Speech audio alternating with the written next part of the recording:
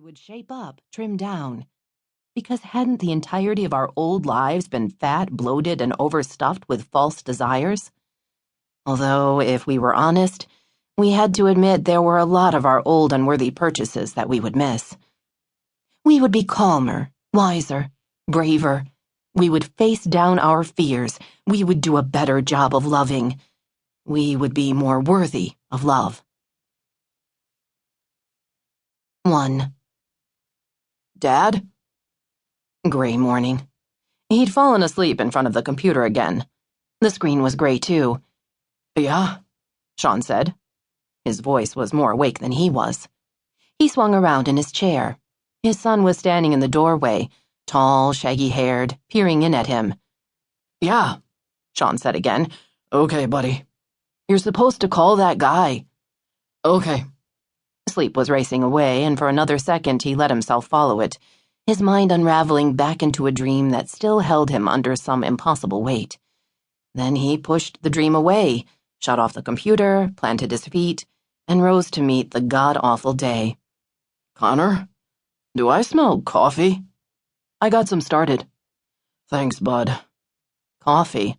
Then he'd call that guy in Santa Rosa to see if he could get a few days' work lined up. And if he couldn't, well, that was the next heap of crap to deal with. Connor? Yeah? Quit worrying. Sean got the first of the coffee into him, then dialed. He could hear Connor moving around upstairs, getting ready for school. The phone in his hand came to life. Hello, Mr. Nocera? Sean McDonald here. I was wondering if you could use me today. He listened for a minute, then said, Sure. Well, thanks for your time. Have yourself a good day.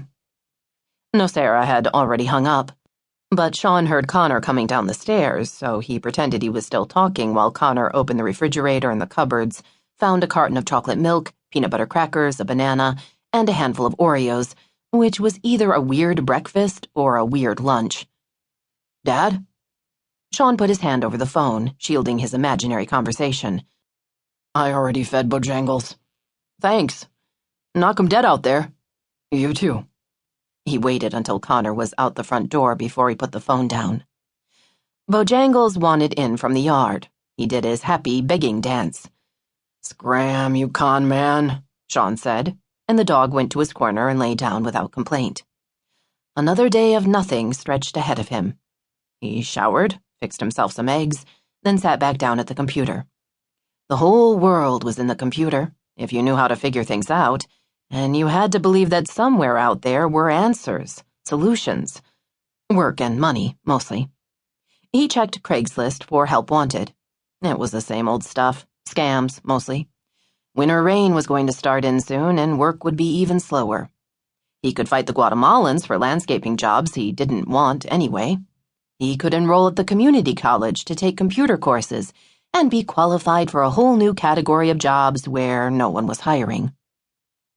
Last month, he'd printed up 500 flyers advertising himself as handyman services, no job too small, stuck them under windshield wipers in parking lots, came up with 2 jobs cleaning gutters and another hauling brush, and somebody who wanted a garage framed but didn't want to pay white man's wages. He'd get by. He always had. Things would turn around, and you wouldn't feel like you were beating your head against the brick wall of the world.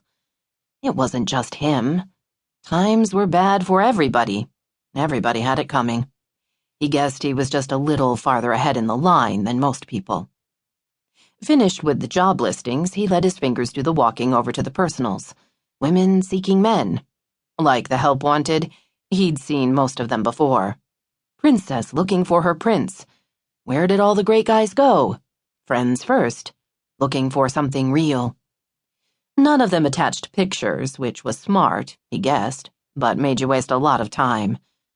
Here was a new one. Pretty lady, 38. Maybe not pretty, maybe not 38. Who knew? Sean clicked and read, So, how was your day?